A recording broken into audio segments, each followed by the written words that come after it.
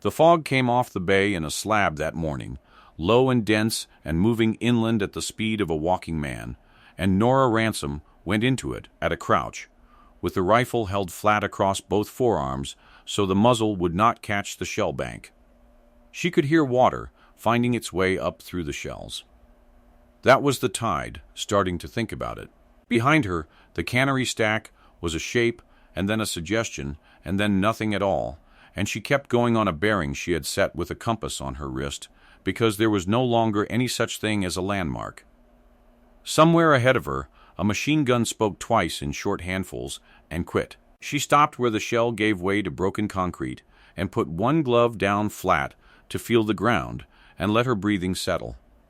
Voices, close, Marines, keeping it down the way men do when they have already learned that being heard is how it starts.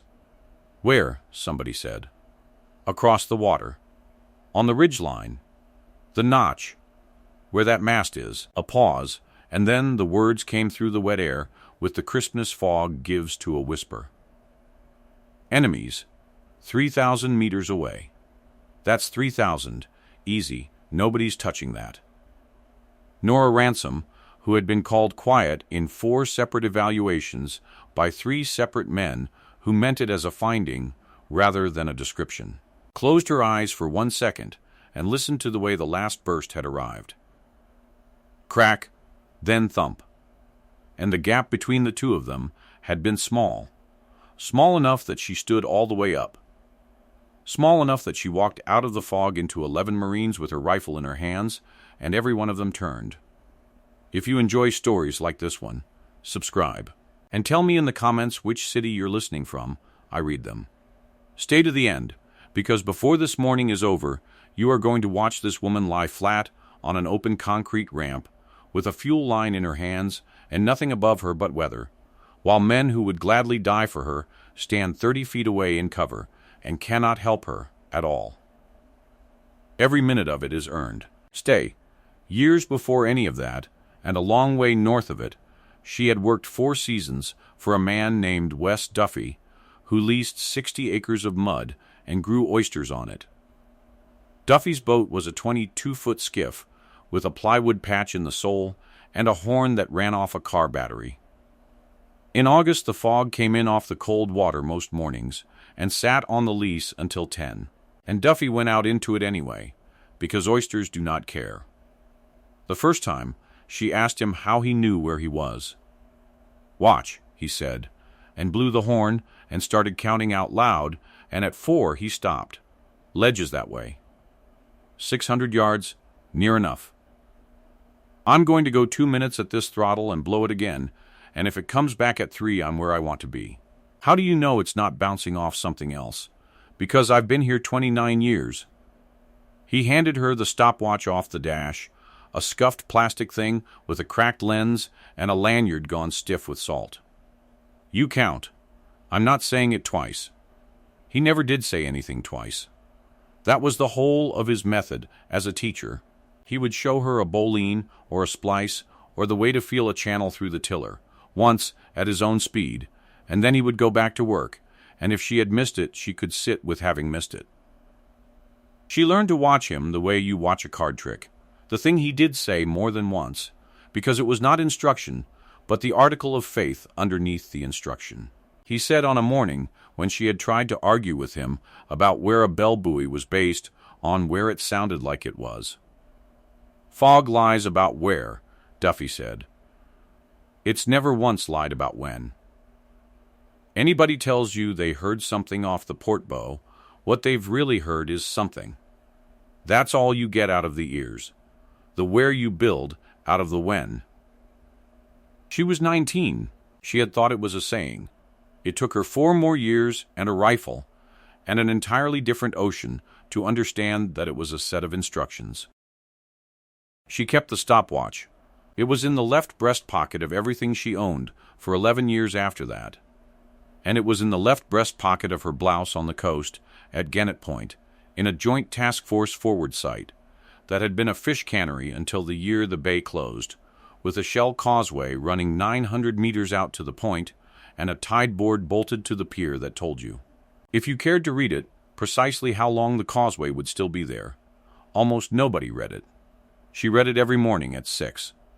The leave request had been sitting in her drafts for 200 and some days, and she opened it at night the way people pick at a splinter. It was for 8 days in October, and it was for one thing, which was that her brother's daughter, Erin, was going to sit for her engineer's license at the Maritime Academy up the coast, and afterward there was a thing in a hall with folding chairs and a sheet cake, and Erin had asked her to come. Erin had been asking her to come to things since she was old enough to write the address on an envelope. The first-year cruise send-off. The launch of the boat she and 2 classmates had rebuilt. The Sunday she got her small craft ticket and stood on the float, with her hands in her pockets, waiting for a truck that turned out to be a stranger's. Nora had said yes to every single one. That was the part she could not get past. She had never once said no.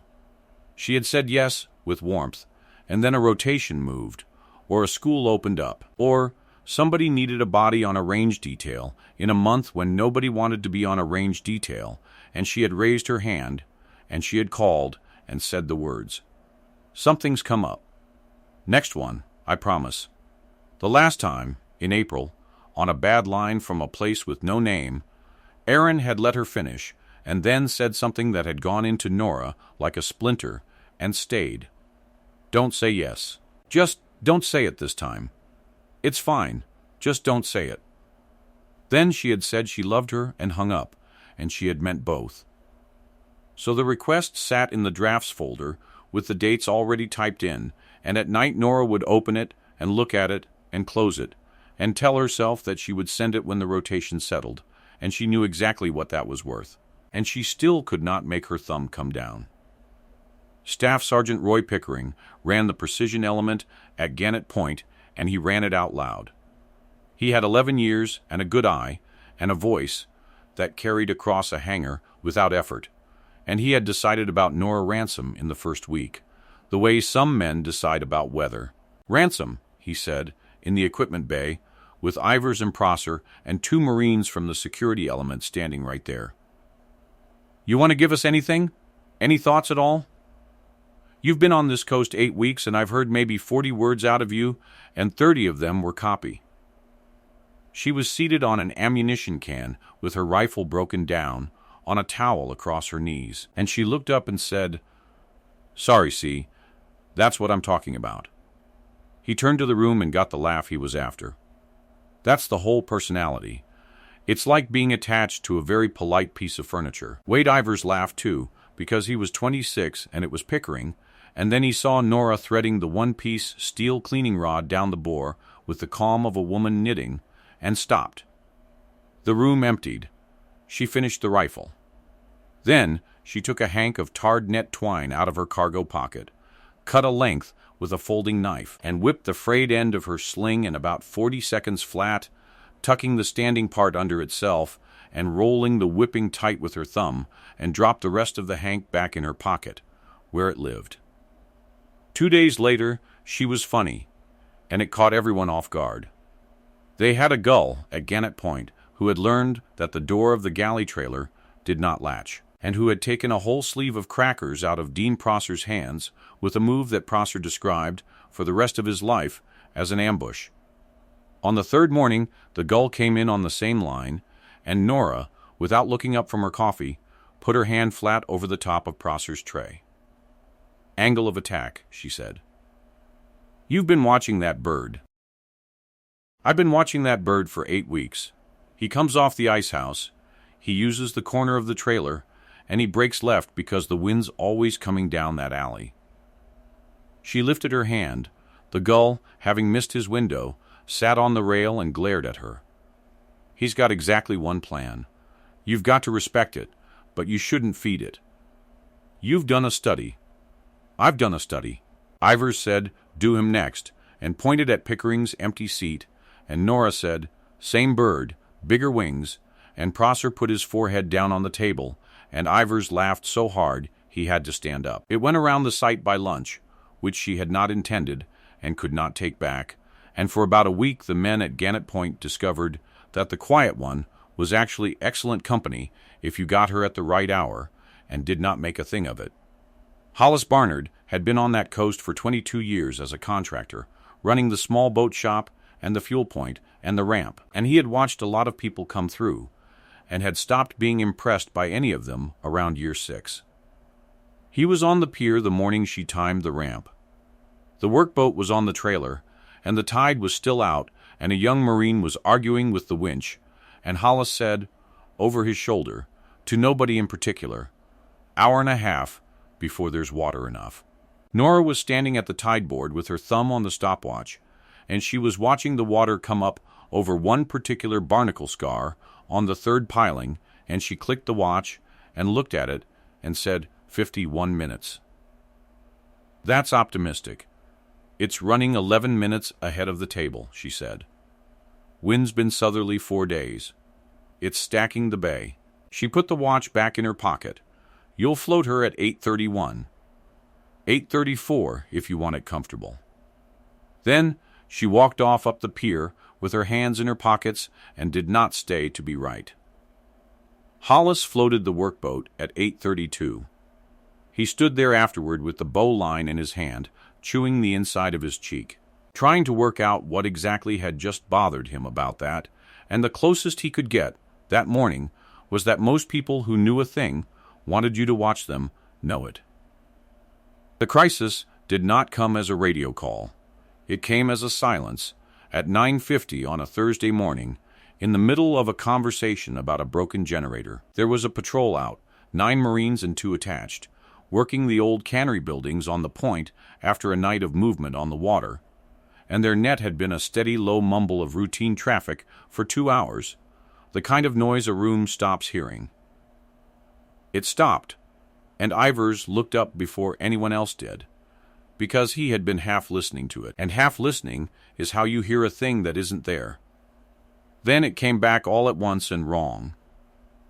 Voices layered on voices, somebody keying over somebody, and under it, flat and far and unmistakable, the sound of a heavy gun working in bursts, arriving at the base a full second and a half after the radio carried it. "Contact on the point," the watch said. "They're pinned in the yard. They've got wounded." Major Owen Cutler came out of the operations room with a map already in his hand. "How many are out there?" 11? "And the causeway?" Nora Ransom, standing in the doorway with her rifle already slung, said the number without being asked, and it was the first thing anyone had heard out of her all morning. The flat floods at 11:40, 51 minutes of dry ground, and then there's no walking anybody off that point until 5:15 this afternoon. The room got very quiet. 51 minutes, Cutler said. 51 minutes. Cutler had signed a paragraph about her 9 weeks earlier that he could still see when he closed his eyes. He had written that Sergeant Ransom's technical scores were exemplary, and that her suitability for independent employment was, in his judgment, unproven, and he had written that because Pickering had said it in a meeting and it had sounded reasonable, and because she had been sitting across from him at the time saying nothing in her own defense, and he had taken the nothing as agreement. "Pickering's forward with the reaction force on the mainland side," Cutler said. "He can't see the point from there. Fog's on the deck." "I know." "Ransom." He put the map down. "I wrote that you weren't ready to work on your own. I want you to hear me say that I wrote it because a louder man said it first and I didn't check." He held her eyes. "Go out there and do whatever you decide needs doing, and anybody who tells you otherwise sends them to me by name." "Sir." She took Ivers and Prosser and went out the gate at a run. And at 9:56, from 100 meters onto the shell, her voice came up on the command net for the first time. Everyone in the operations room heard it. It came through flat and unhurried, no rank, no throat clearing, no permission being asked for. "All stations, Ransom, I'm on the causeway. Nobody shoot at the water until I tell you what's in it." The fog was thicker on the flat than it had been at the base, which was the tide breathing cold up into warm air, and after 400 meters the world was 6 feet of wet shell and the sound of her own boots. Ivers came up beside her at the halfway stakes, breathing hard. How are they hitting anybody in this? They're not hitting anybody. They're hitting the yard. She stopped, went down on one knee, and held up her hand. Ahead and to the left, the gun ran a short burst, and she watched the second hand of the stopwatch without appearing to do anything at all. They're firing at noise and at the wall. If they had eyes on, that patrol would already be gone. So it's blind. It's blind. She stood up. So am I. That's fine. Blind's a condition, not a problem. They came in along the seaward lip, where the shell dropped 1.5 feet into the mud, moving in the low ground, and the last 200 meters took 9 minutes. Because the gun kept talking, and they kept going flat, and each time she lay in the wet with her cheek an inch off the shells, she counted, and the numbers she was getting made less and less sense with what she was hearing on the patrol's net. Then the shell gave way to broken concrete, and she heard the voices, and she heard the whisper, and she walked out of the fog into the cannery yard with the rifle in both hands. 11 Marines turned. Some of them brought weapons around and then took them off her. She had come out of nothing at all, out of a white wall, wet to the thighs, with a long suppressed bolt gun held level, and a hank of tarred twine hanging out of her cargo pocket, and Corporal Lyle Bevan, who had been the one whispering, said, "Where the hell did you? Ransom? Precision? Who's senior?" "Staff Sergeant Neely." "He's hit. Show me in a minute." She crossed the yard at a walk that everyone afterward remembered as maddening, because it had no crouch in it, and put her back against the corrugated wall of the packing house. "Say the range again." Bevan blinked. 3,000. Maybe more. "It's coming off that ridge across the bay. The notch under the old mast, you can see it at first light. It's right on the line. 3,000 meters. Easy. There's nothing we can do about it from here." That's what everybody's been telling the net for 20 minutes. "Because that's what it is.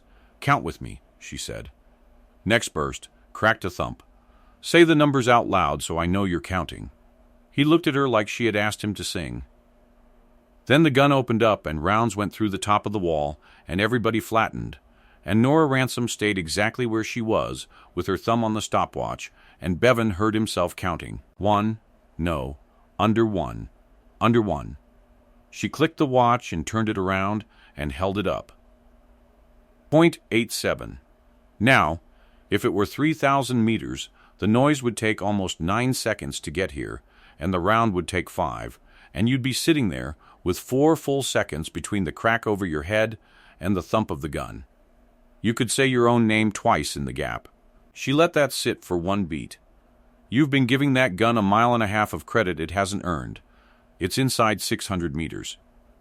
Bevan's mouth opened. That's not. And there's the other thing. She tipped her chin at the wall. Those are cracking. That's a supersonic round going past over our heads. At 3,000 meters, that gun's rounds would be subsonic before they got here. It'd be a moan, not a snap. You'd hear it, and you wouldn't flinch. She looked around at the faces. You've all been flinching. Nobody said anything. Fog lies about where, she said. It doesn't lie about when. Ivers came in over the wall, with Prosser behind him, and she put the two of them on the seaward corner and started walking the inside of the packing house, and it took her 90 seconds to find what she needed, and she found it because she had been looking for it since she was 400 meters out. The packing house was double-skinned, an outer wall of corrugated steel, then studs, then an inner sheathing of 2-inch boards gone soft with 60 years of salt. A heavy round through both left 2 holes, and 2 holes are a line. Ivers, rod. He passed her the 1-piece steel cleaning rod without asking what for, and she went down the wall with her hand flat on the boards until she found a pair that matched, an outer hole and an inner hole, the inner one low and left of the outer one by about the width of a hand. She fed the rod through both. Then she put her eye behind it and sighted along the steel. That's the gun, she said. That's the bearing. Not the ridge. Not the notch. That, she stepped back and let Ivers look. And Ivers looked and swore softly. because the rod was not pointing at the far shore at all. It was pointing across the water at a low gray shape that came and went in the fog like a rumor, 400 yards off the end of the point. "That's the barge," Prosser said. "That's the old barge." "Somebody get me a second pair," Nora said. "Different height on the wall. I want 2 lines, not 1, and I want them to agree." They found the second pair 11 feet along, and it agreed within a hand's width, and that was when Nora Ransom stopped being a curiosity in that yard and became the reason everyone in it was still alive at lunchtime. The gun ran again and put a burst through the roof and brought down 40 years of gull bones and rust flakes, and in the noise of it she crawled out to Staff Sergeant Marcus Neely, because there is only so long you can leave a man lying on concrete while you do arithmetic. He was propped against a mooring bollard with a tourniquet high on his left thigh and a corpsman's dressing pack open beside him, and a color to him that she did not like. He was 34, and he had a jaw like a shovel, and his hands were perfectly steady, which she also did not like, because it is usually the hands that tell you first. "You're the one they said doesn't talk," he said. "That's me. You've been talking a fair amount." Occupational hazard. She got her fingers on his wrist without making it a thing and counted against the stopwatch. "You're going out on Hollis's workboat at the ramp. It's the only way now. You're not walking, and I'm not having 6 men carry you across 900 meters of open shell with that thing shooting. Am I going to live?" People asked it in different ways. Some of them asked it so you would say, "No, of course not. Don't be stupid," and they could laugh and be handled. He was not asking it that way. He was asking it the way you ask a mechanic about a noise. "Yes," she said. "The tide's at the ramp at 11:20. You'll be on the boat before 11:40 and at the aid station before noon. That's the whole of it. Okay, I need you to hold something for me." She took out the hank of tarred twine, unwound a long piece, and put the end of it in his hand, and started laying the rest out in coils on the concrete beside him, so it would run clean. It was a job for a man with steady hands and nothing else to do, and both of those things were true, and she watched some of the gray go out of his face as he took hold of it. "You've done this before," he said. "The twine. 4 seasons on an oyster lease. Man named Duffy. Nobody ever paid me less or taught me more." "My brother does mussels," Neely said, out of nowhere, and then made a sound. "Did? I don't know if he still does. We haven't talked in 4 years, since our dad. There's a card in my wallet with his number on it in his own handwriting, and I've had it that whole time, and I've never once dialed it. Isn't that a thing?" "That's a thing. You should never tell somebody something like that when you're lying on the ground." "You can take it back later," Nora said. "I'll pretend you didn't." "No, you won't." "No," she agreed. "I won't." She got the corpsman's attention with 2 fingers, checked the tourniquet time written on his leg in marker, wrote the next check time under it, and then went back to the wall at a crouch and got out the tide card she had been carrying in her breast pocket since June, and started building a firing solution for a target she was never going to see. The problem she had left was height. Bearing she had. Range she had, near enough, and she refined it across 3 more bursts until the watch and her ears agreed on something a little under 560 meters. But a bearing and a range put a bullet somewhere on a vertical line, and vertical lines are tall, and the fog gave her nothing. "Hollis," she said on the net. "Ransom, the barge off the point. What's her deck height above the water?" Hollis Barnard's voice came back with the flatness of a man reading a number he had known for 9 years. 6'2" amidships at low water. She's aground on the port bilge, and she lists about 8 degrees to starboard. Working decks flat. What's the tide doing to her? Nothing yet. When does it start doing something? There was a pause on the net. When there's 5 foot on her, Hollis said slowly, she lifts on the stern quarter and she walks. Bow stays put. She's got half a shackle of chain fouled up under the bow. Been there since before your time. Stern swings east. 30 feet? Maybe 35. She does it every big tide, and she's been doing it since the year I got here. And when is there 5 foot on her? On this tide? Another pause. About 11:10. Nora looked at the stopwatch, and at the tide card, and at the wall. 26 minutes, she said. Ivers, beside her, said, 26 minutes until what, exactly? Until the gun moves 30 feet east, and everything I've just built is wrong. She went out into the yard and drove the first stake. The stakes were oyster stakes, a bundle of them rotting under the ice house, 4 feet of split ash gone silver, and there were 40 of them, and she needed 2. The first went in beside the packing house wall, on the line she had sighted through the rod, and she set it by eye, with Ivers holding the rod steady in the 2 holes and calling her left and right in inches until the stake, the rod, and the invisible barge were one thing. The second one had to go 60 feet out, in the open, on the same line, on the apron of bare concrete between the packing house and the water where the fog thinned in patches because the ramp made its own little wind. "I'll take it," Prosser said. "Wait, Sergeant. You can't hold the rod and drive a stake 60 feet away at the same time, and if you go out there and get hit, everybody on this point stays here until dark." He was already unslinging. That's just the shape of it. She looked at him for exactly as long as it takes to lose an argument. "Straight out on the line I give you. Go on your belly. When I say stop, you stop, even if it's stupid where you are. And Prosser, yeah, don't stand up to drive it. Kneel, and put your weight on the head of it with your shoulder, and let it go in slow." He crossed the apron in a low crawl, with the stake under his chest and the mallet down his sleeve, and she lay behind the near stake with the twine end in her teeth, watching him go into the white, and calling small corrections in the flattest voice she owned. 2 feet right. Keep coming. Keep coming. The fog moved over him in a sheet, and took him away, and gave him back. She could hear the water on the shell. She could hear the shape of the whole bay in the way that sound was arriving, all of it soft, all of it near, all of it lying. Her hands were cold on the twine, and there was a muscle jumping under her right eye that she had never known about until that minute. And the thing that came into her head was not any of it. It was the ramp at the academy in October, and folding chairs and a sheet cake, which was so useless and so cruelly timed that she almost laughed. "Stop. There, drive it." The mallet made a wet knock, and another, and on the third one, the gun opened up.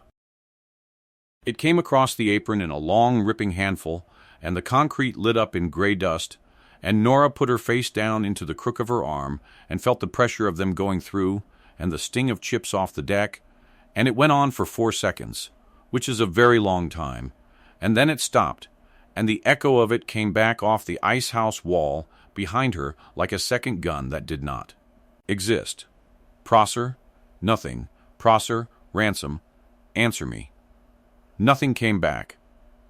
She lay behind the stake with the twine in her fist, and the whole white world in front of her giving her nothing at all, no shape, no sound, no motion, and she counted, because counting is what she did with time, and she got to 11 and stopped counting because the numbers had turned into something with teeth. She could hear a gull. She could hear water.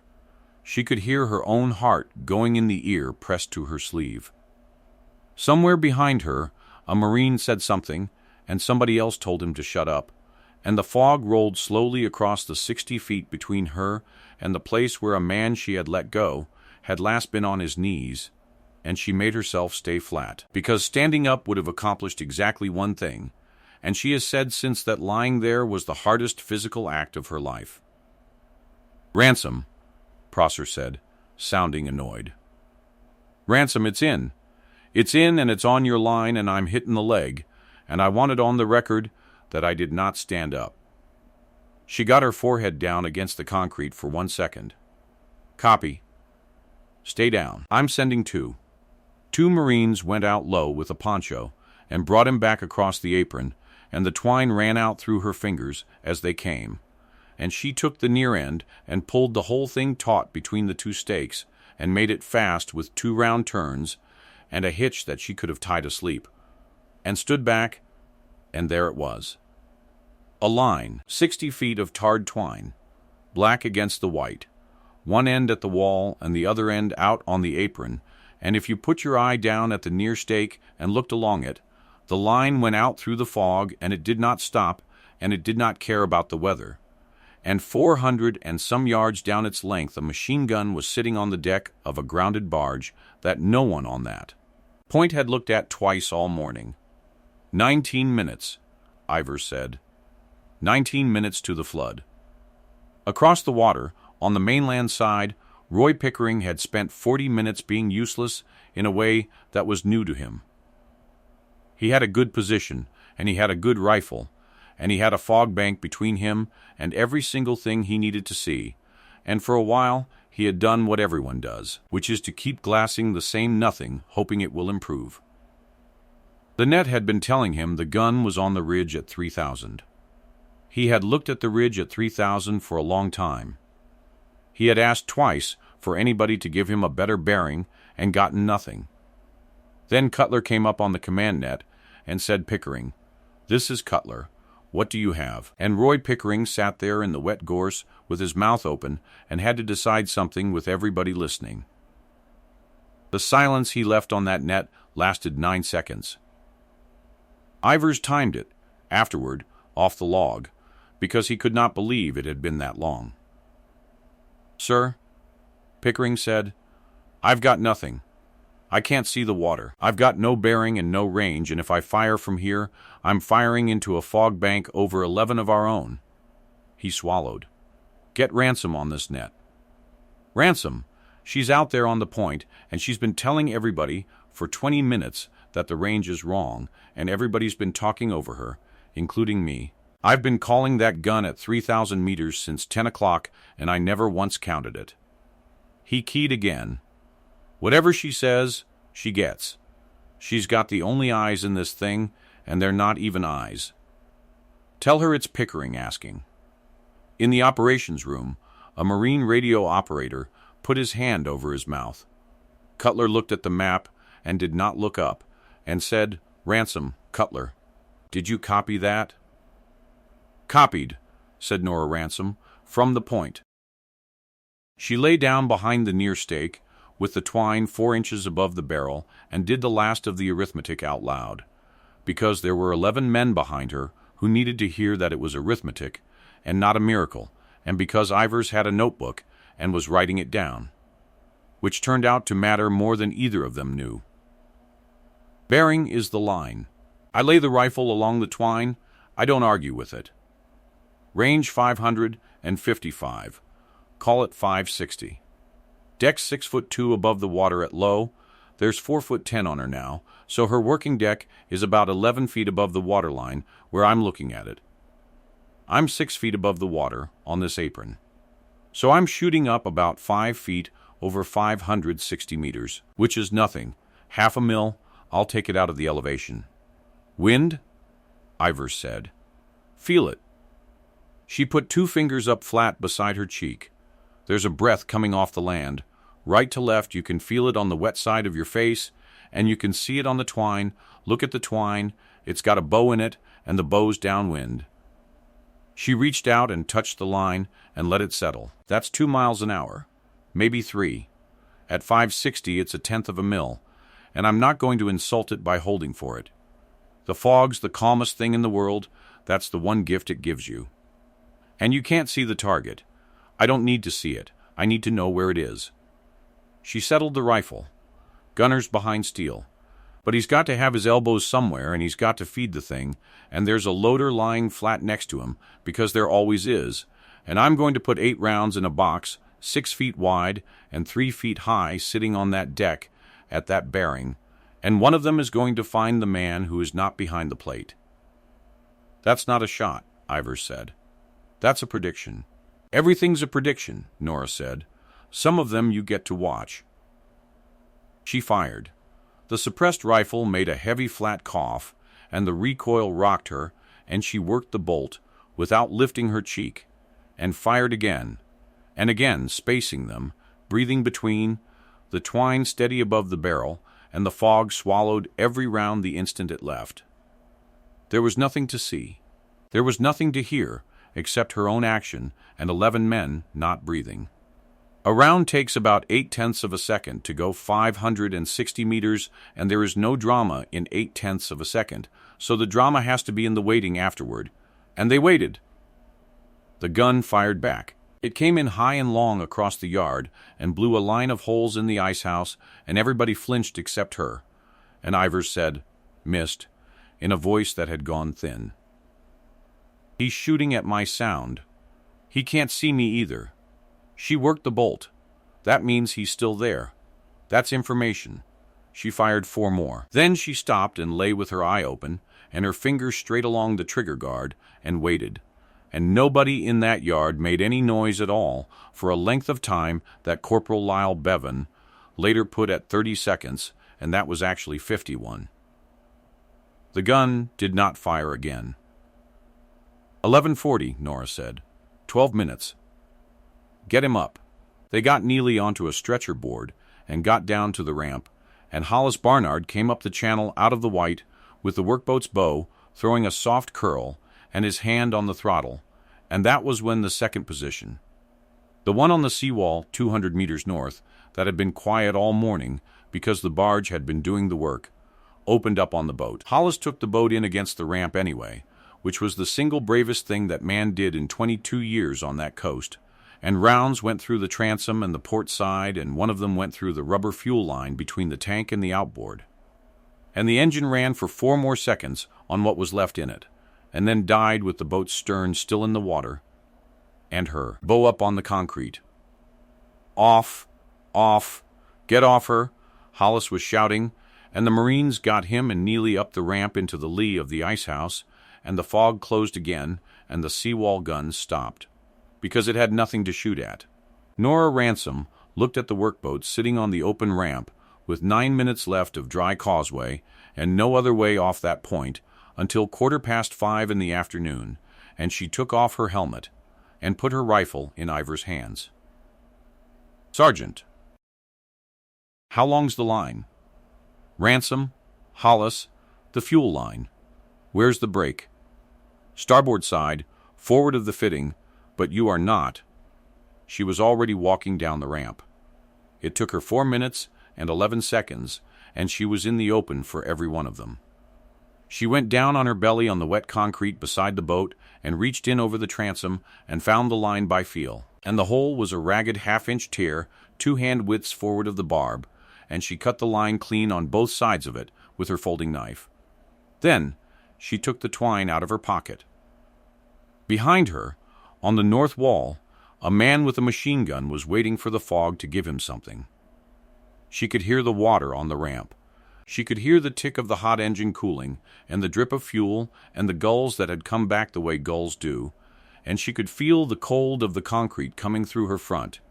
And she thought, with perfect clarity, about a folding chair in a hall with a sheet cake on a table, and about how she had spent 11 years being extremely good at exactly the kind of thing that keeps a person from ever sitting in one. "Barb," she said, and put her hand up without turning around, and Hollis threw a brass hose barb underhand down the ramp, and it skittered, and she caught it against her wrist. She worked the barb into one cut end, warming the rubber in her fist first, then the other, and she seized both joints with the tarred twine, 6 turns, tight, rolled with the thumb, the way a man who would not explain anything twice had shown her once when she was 19, and she pulled the ends and cut them and lay flat and squeezed the primer bulb until it went hard in her hand. Then she put her palm on the transom and said, in a voice they heard all the way up in the ice house, "Try it." The outboard caught on the 3rd pull and ran. She got up off that ramp and walked, not ran, up to the ice house, and 11 Marines watched her come with expressions that none of them could have described, and Staff Sergeant Marcus Neely went out of Gannett Point on a boat at 11:36, 4 minutes before the flat flooded, with a card in his wallet with a phone number on it in his brother's handwriting. She got on the net at 11:41. "All stations, Ransom, point is clear.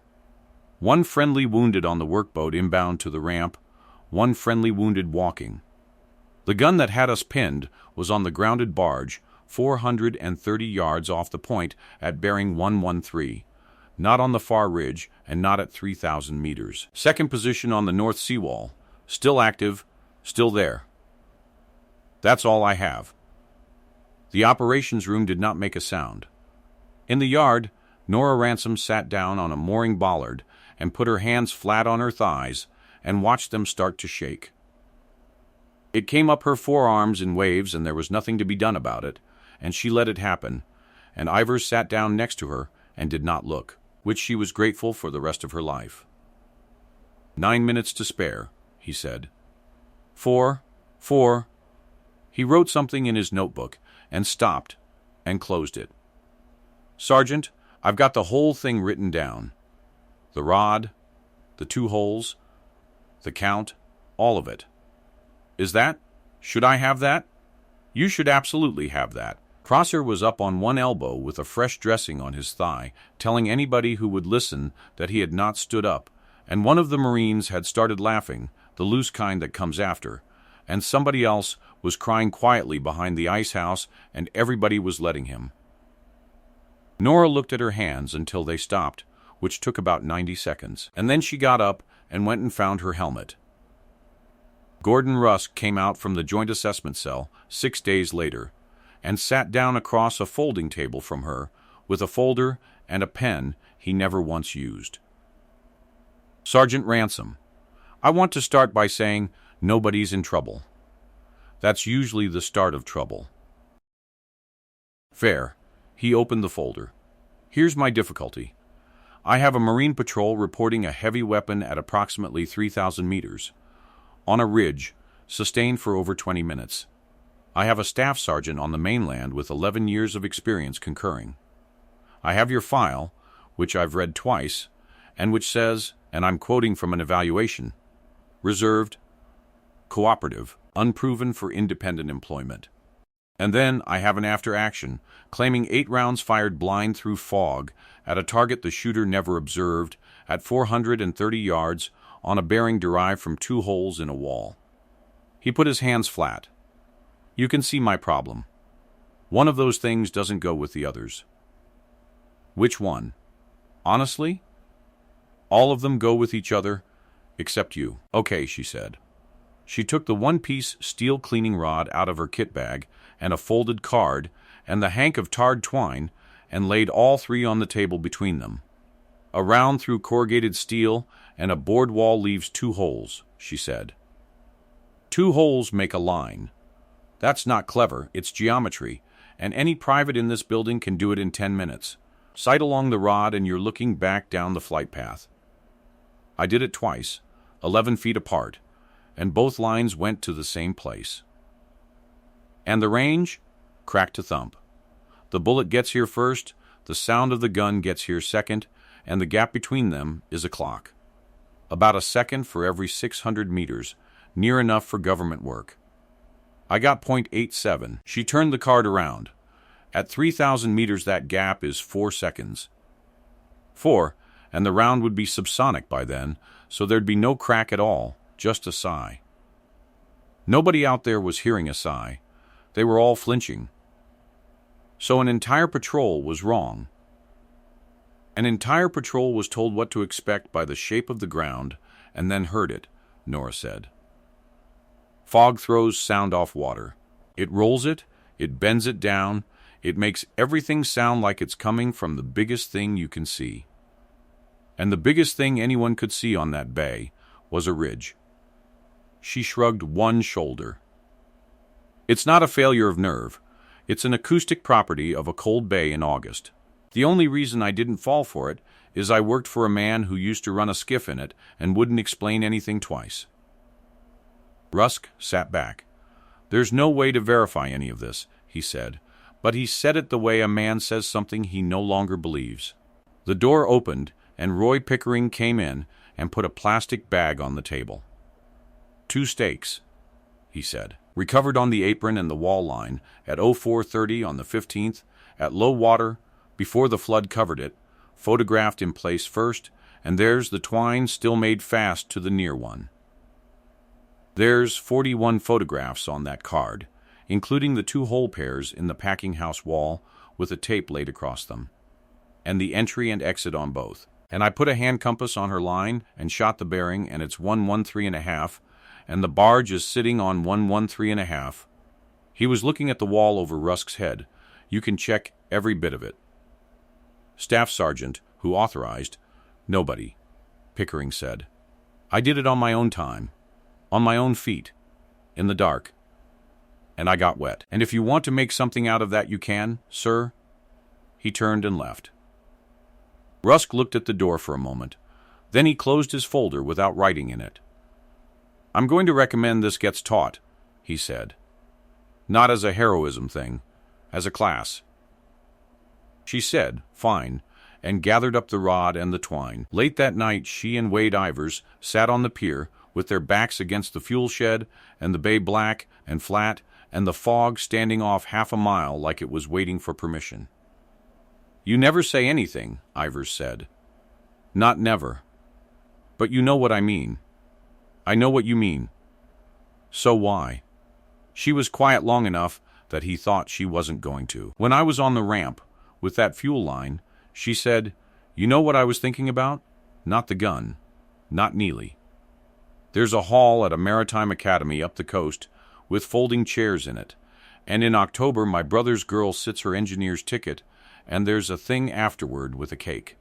And I was lying there on my face in the fuel, with my hands in that boat, thinking about the chair I'm not going to be in. So, be in it. I've said yes 11 times, Ivers. Her voice did not change at all, which was how he knew. 11, send-offs, launches. The day she got her small craft ticket, she stood on that float for 2 hours. I have never once said no. I say yes, and I mean it all the way down, every time, and then something opens up and I put my hand up for it, and I call her, and I say the words, and she says it's fine. She picked at the twine wrapping on her sling. Last time she asked me not to say yes. She said, don't say it this time, and I said it anyway. Ivers thought about it for a while, which she appreciated more than an answer. You know what you did on that ramp, he said. You didn't say you'd fix the boat. You went and put your hands on it.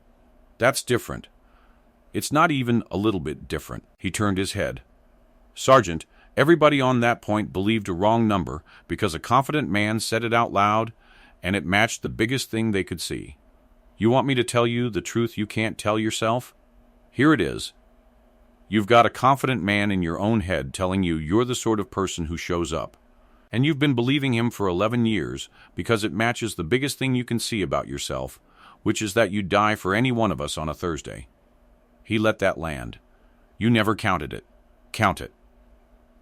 She didn't answer, but she didn't argue either, and he noticed that, and he was decent enough not to say so. Hollis Barnard found her in the boat shop 2 days later with the workboat's cut fuel line in her hand, and he took it off her and hung it on a nail over the bench where it stayed for years. You want to know something funny? He said. That splice would have held all the way to the mainland. It was going to. I know it was. He wiped his hands. How many times have you asked me for a leave form in 2 years? I haven't. That's right, you haven't. You know what you have done?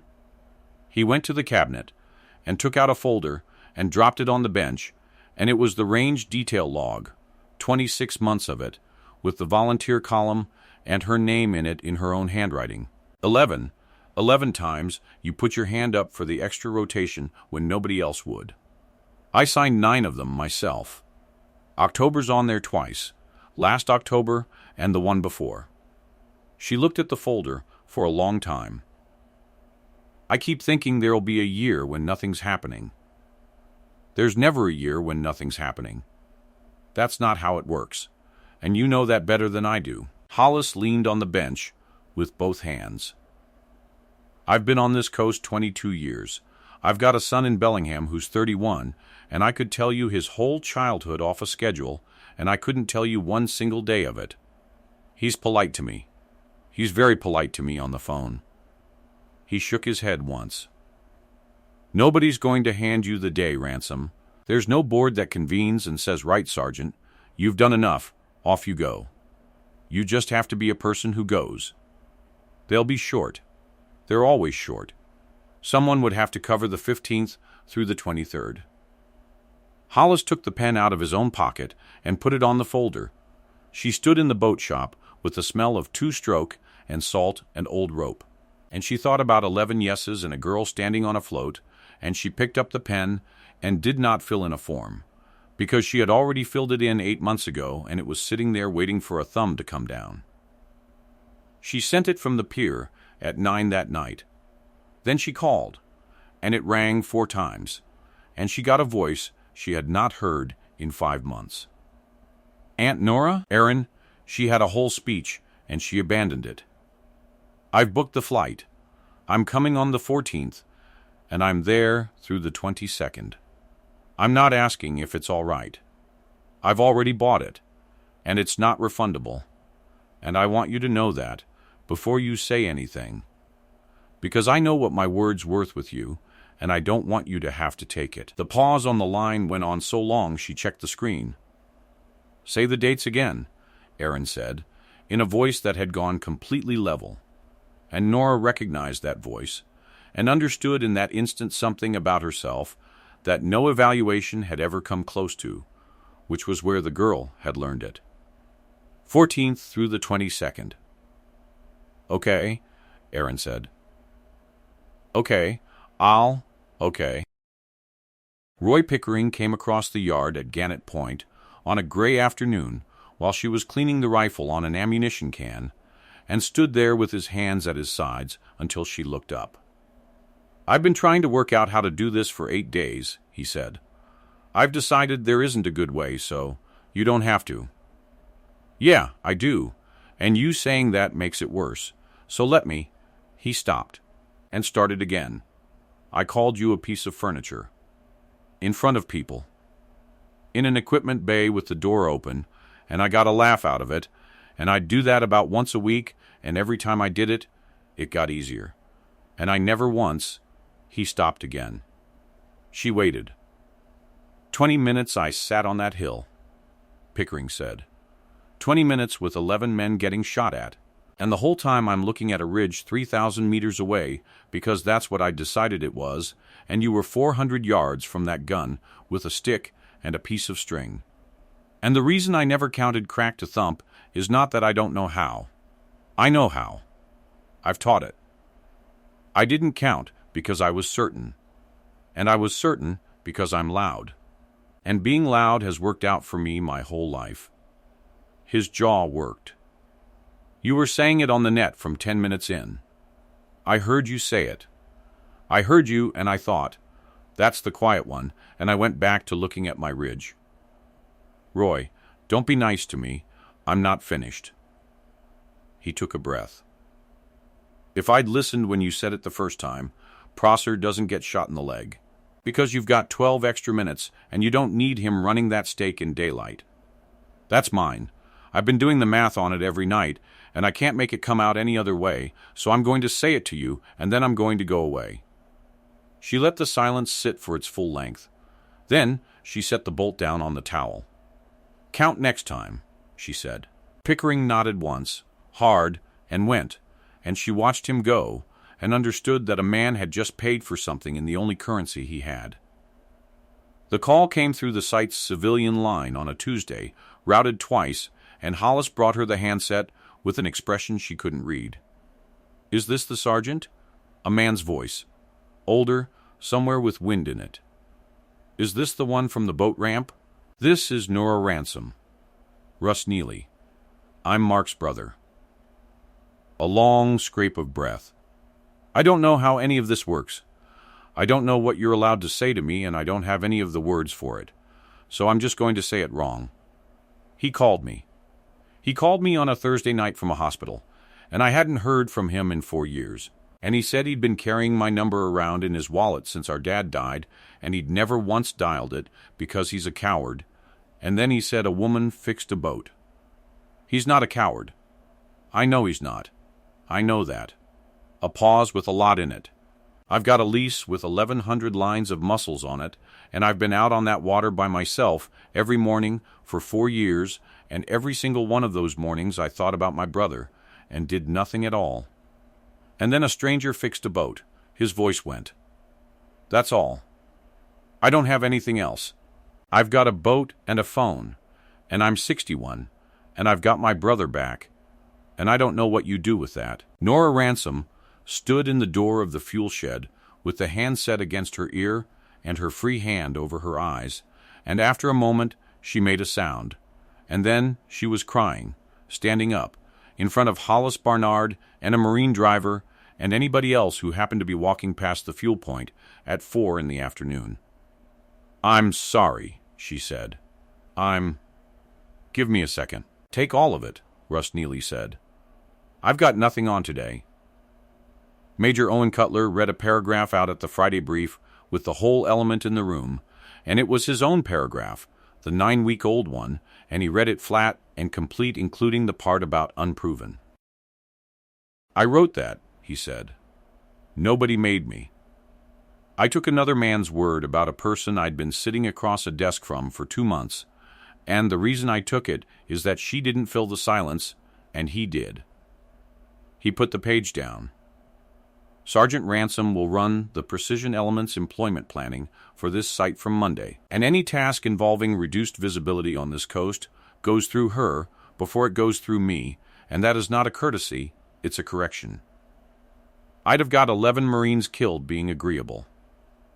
Nobody applauded, because it was not that kind of room, and she would have hated it. What happened instead was that a warrant officer at the back wrote the words "crack to thump" on his notepad and underlined them twice, and that ended up mattering more. Hollis Barnard came out to the pier that evening with 2 mugs and gave her one without asking how she took it, which was correctly. I've been trying since August to say what it was, he said. That morning at the tide board, you called the ramp to the minute and you walked off. Been chewing on it 4 months. And you didn't want anybody to watch you know it. He looked out at the black water. Everybody I've ever met who's good at something wants somebody standing there. You just wanted the boat to float. He drank. That's the whole of it. That's what I couldn't say. You're not quiet, Ransom. You're just done talking before everybody else has started. 3 years later, there is a hall up the coast with folding chairs in it, and a woman sat in the 4th row on the aisle in a jacket that did not fit her because she had not worn it in 6 years, and when they read out Aaron Ransom, she did not stand up and shout. She just put her hand flat on her own knee and pressed down hard, and afterward there was sheet cake with an anchor on it in blue frosting, and she ate 2 pieces. She is out of the service now, and lives 11 miles from the water in a house with bad insulation. She goes to bed a little after 9, and she wakes at 10 past 2. Every night, without an alarm, without fail. And she stopped fighting it in the 2nd year. What she does is get up and put the kettle on and sit in the dark in the front room until about 4, and then she goes back down until 6:30, and that piece is dreamless and good. Her mornings are arranged around it. She does not take jobs that start before 9, and she does not apologize for that. And the people close to her have learned that a phone call from Nora Ransom at 3 in the morning is not an emergency. It's just her, awake, on the hours she has. Dean Prosser calls at 3 sometimes, from the other coast, where he runs the deck department for a passenger ferry and walks with a hitch in cold weather, and refers to the leg exclusively as my souvenir. He is the one who says the thing out loud, at Christmas, with a beer in his hand and his kids in the next room, hollering at a television. Meaning, it isn't the same as showing up, Prosser said. That's the whole trick, and nobody tells you. You taught me that on a concrete ramp, and you didn't say a word while you did it. Wade Ivers is a chief warrant officer now and teaches at the schoolhouse, and the notebook he kept in the cannery yard became 11 pages of a program of instruction. And there is a practical exercise at that school in which students are put in a bay of the training building, blindfolded while a range crew fires from an unknown position, and they are given a stopwatch and a steel rod, and told to produce a bearing and a range and defend both. Ivers has never once called it by her name in the classroom, because she asked him not to, and every instructor there calls it that anyway when she is not in the room. Marcus Neely runs 1,100 lines of mussels with his brother out of a harbor 2 states north. He is on the water by 5, and he has a bad leg and a good boat. Every year, in the second week of August, a package arrives at the house 11 miles from the water, and it is always the same, and there is never a note in it, because the two of them established early on that a note would be unbearable. She had a call from West Duffy the winter she got out, 78 years old, and still leasing 60 acres of mud, who had heard something from somebody and wanted to know what all that was about. She started to tell him about the stopwatch, and he cut her off after 9 words and said that was fine, and asked whether she was eating. And she understood that she had just been told he was proud of her, in the only language he had, at his own speed. Once, on a morning in October, in fog, Nora Ransom walked out onto the Shell Causeway at Gannett Point with a thermos under her arm, which is a thing she does when she is up that way, because the site closed and the cannery is a cannery again for 11 months of the year, and nobody minds. Out on the flat, 100 and something yards apart, 2 ash stakes stand, where a woman drove one and a man crawled 60 feet on his belly to drive the other. The oystermen replaced them in year 2 when they went punky, and they replaced them again after that, and they will keep replacing them. Because if you come up the channel in thick fog and you bring those 2 stakes into line, one behind the other, and hold that, the line takes you clean past the bar and into the harbor mouth every time, regardless of what your eyes are telling you about where the shore is. There is no plaque on them. Most of the men who use them could not tell you where they came from. They just know that when you cannot see anything at all, you put the near one on the far one, and you go. She stood a while and watched a boat do exactly that, coming out of the white on the line, and then she turned up the causeway toward the pier, with her hands warm around the thermos and her eyes level and the fog on her face, walking easy on the hours she has.